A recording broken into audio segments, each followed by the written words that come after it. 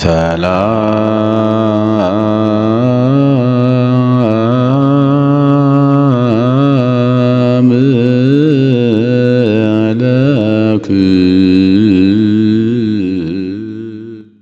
በስመ አብ ወወልድ ወመንፈስ ቅዱስ አሐዱ አምላክ። በመላው ዓለም የምትኖሩ የእግዚአብሔር ቤተሰቦች ሁላችሁም በያላችሁበት የምድር ዳርቻ እንደምን አላችሁ? እንደምን ከረማችሁ? እስከዚህ ዕለትና ሰዓት ያደረሰን የሰራዊት ጌታ እግዚአብሔር አምላካችን ከፀሐይ መውጫ እስከ ፀሐይ መግቢያ በፍጥረታት ሁሉ አንደበት ስሙ የተመሰገነ ይሁን። እንደ እግዚአብሔር መልካም ፈቃድ ዛሬ የብሉይ ኪዳን ጥናታችን ኦሪት ዘጸአትን ነው የምናየው። ኦሪት ዘጸአት ምዕራፍ 15 እናያለን። በኦሪት ዘጸአት ምዕራፍ 15 ምን ታሪክ አለ? ታሪኩስ ምን ይነግረናል? እንዴት እንረዳዋለን? እናስረዳዋለን። እንዴት እናጠናዋለን? እናስጠናለን። እንዴት እንማራለን? እናስተምረዋለን። ይህንን በዝርዝር እናያለን። እንግዲህ ይሄ ምስጋና ነው። አጠቃላይ በዚህ ምዕራፍ ላይ የምንመለከተው እግዚአብሔር በእስራኤላውያን መመስገኑን ነው። እንደውም በብሉይ ኪዳን የመጀመሪያው ከበሮ ይዘው የዘመሩበት ያመሰገኑበት እንደሆነ ሊቃውንት አባቶቻችንም ይናገራሉ። ይህንን ሲገልጹት አባ ጽጌ ድንግል የተባለው ቤተክርስቲያናችን ሊቅ ሀለየት ማህሌተ እህተ ሙሴ በከበሮ ወበመዝሙር በእንተ ስጥመቱ ለፈርዖን ወጻተ ሕዝበ እምባሕር ወበእንተዝ ይትነከር እግዚአብሔር። እንደው ስለዚህም ነገር እግዚአብሔር ይደነቃል። በባህር ውስጥ ፈርዖንን የእስራኤልን ጸር የሆነ ፈርዖንና ሰራዊቱን በባህር ውስጥ አስቀርቷልና እግዚአብሔር ምስጉን ነው፣ ምስጋና ይገባዋል ብላ ሀሌት ማህሌተ ምስጋናን አመሰገነች። እህተ ሙሴ በምን? በከበሮ በመዝሙር እየዘመረች ከበሮ ይዛ በጽንፈ ኤርትራ እግዚአብሔርን ያመሰገነች። ለዚህም ነው ደግሞ ነቢየ እግዚአብሔር ቅዱስ ዳዊትም የሰው ልጆች የመላእክትን እንጀራ በሉ የመላእክትን ምስጋና አመሰገኑ ብለው ሊቃውንት ተርጉመውታል።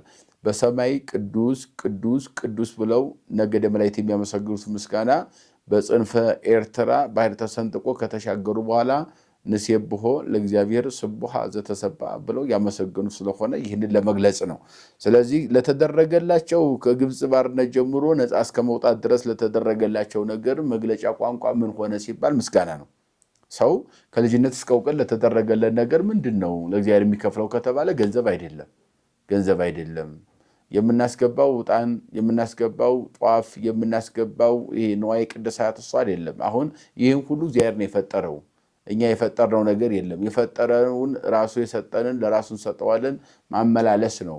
ግን ትልቁ ነገር ሰው የተፈጠረበት ዋናው ዓላማው በትክክል የእግዚአብሔር መሆናችን የሚገለጥበት ምንድን ነው ከተባለ ለተደረገልን ነገር ከልጅነት እስከ እውቀት አስበን ለእግዚአብሔር የምንከፍለው ነገር ምስጋና የሚባለው ነገር። ስለዚህ በዚህ ምዕራፍ ላይ ምስጋና ነው። ወባረኩ ዝቡራኬ ሙሴ ወደቂቀ እስራኤል። ይህንን ምስጋና የእስራኤል ልጆችና ሙሴ አመሰገኑ ብሎ ነው የሚጀምረው። ለእግዚአብሔር በፍትሐተ ቃል እንዘ ይብሉ፣ አድልዎ በሌለበት እንደው እንከን በሌለበት ቃል ወይም ሸፍጥ በሌለበት ቃል ወይም ሐሰት በሌለበት ቃል እግዚአብሔርን አመሰገኑ። ንባርኮ ለእግዚአብሔር እስመ ክቡር ውእቱ ሎቱ፣ እግዚአብሔር ክብር ይገባዋልና የክብር ባለቤት ነውና እናመስግነው። ይደሉ ስባሄ ለሱ ምስጋና ይገባሃል። ንሴብሖ ለእግዚአብሔር ስቡሐ ዘተሰብሐ ፈረስ ወመስተጽነ ወረወ ውስተ ባሕር፣ በባህር ውስጥ ፈረስና ፈረሰኛውን ያን ሁሉ በባህር ውስጥ አስቀርቷልና ምስጋና ይገባዋል፣ እናመሰግነዋለን።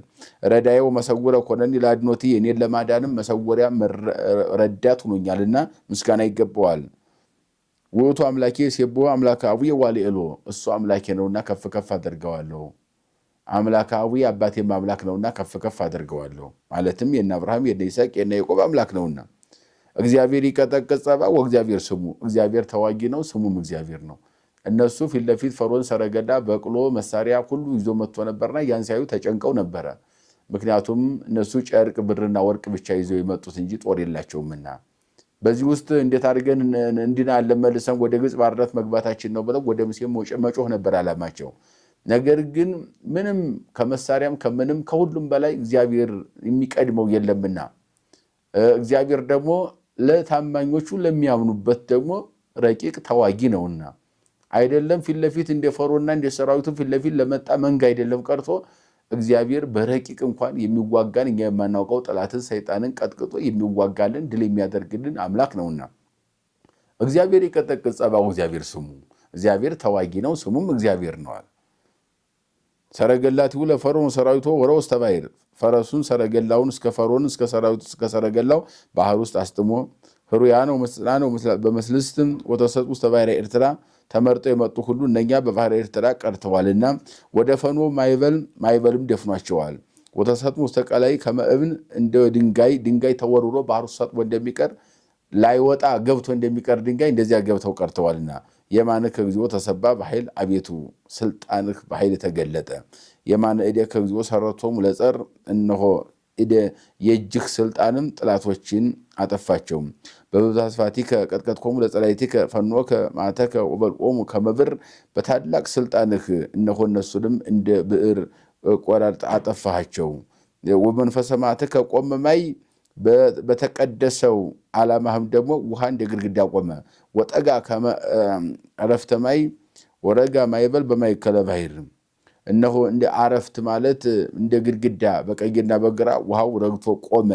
ወይቤ ጸላኢ ደግኒ የዞም ተካፈል ምርካ ይጃቸው እነሆ ማርካቸዋለሁ ምርኳቸውን ይጃቸው ሄዳለሁ ከፍዬም ቢሆን ወስዳቸዋለሁ ብሎ ጥላት ተጠግቶን ነበር። አጸግባለ ነፍሲ ቀትል በመጥባቴ ወከን በዴ በጀ እገዛለሁ እንዲሁም ደግሞ ነፍሴን አጠግባታለሁ ብሎ መጥቶ ነበር። ፈኖከ መንፈሰከ ወደ ፈኖ ባሕር አንተ ግን ኃይልህን ላክ ባሕርም አሰጠማቸው በዚያው አስቀራቸው። መኑ ይመስለከ ምነ አማልክት እግዚኦ ስለዚህም ነገር አቤቱ ከአማልክት አንተን ማን ይመስላል? ይህን ሁሉ ያደረግክ የአማልክት ጌታ አንተን ማን ይመስላል? ከአማልክት መካከል ማን አለ? መኑ ይመስለከ ምነ አማልክት እግዚኦ ወመኑ ከማከ ስቡ በውስተ ቅዱሳን በቅዱሳን ዘንድ በነ ሙሴ ዘንድ በነ አሮን ዘንድ በነ ሚካኤል ዘንድ በቅዱሳን መላእክት በቅዱሳን ሰዎች ዘንድ እንዳንተ የተመሰገነ ማን አለ? ሊመሰገንስ የሚገባው ማን ነው? መንክር ስብሐቲከ ዘትገብር መድብመ ኃይልህ ስልጣንህ ታምር የምታደርግበት ስልጣንህ መንክር ድንቅ ነው። ሰፋይ ከየማነ ከወጥቶ ምድር እጅን ዘረጋ ምድር ዋጠቻቸው። ወመራይኮሙ ለሕዝብከ ለለቤዘውከ ዋስተፍሳይከ በኃይልከ ተረፈ መቅደስከ ማደሪያዎች የሆኑህን ሕዝቦችህን ደስ አሰኛቸው ያተረፍካቸውን መራሃቸው። ሰሙ አሕዛብ ወተሙ ማይም ለልብሩ ፍልስጤም በፍልስጤም የሚኖሩ እነኚህ 7 የአሕዛብ ነገዶች እነሱም ባህር ሰንጥቀህ ስላሻገርከን እሱን ሰምተዋልና ፈሩ ተጨነቁ። በፍልስጤም ያሉ ኬጢያውያን ፌርዚያውያን ኢያቡሳውያን የሚባሉ ሌሎችም ጭምር ተጨነቁ። ይታሚረ መሙ መሳፍንተ ኤዶም የኤዶም ነገስታትም ተጨነቁ። አዞም ረአድ ለመላእክተ ሞዓብ የሞዓብም ነገስታት ጭንቀት ያዛቸው።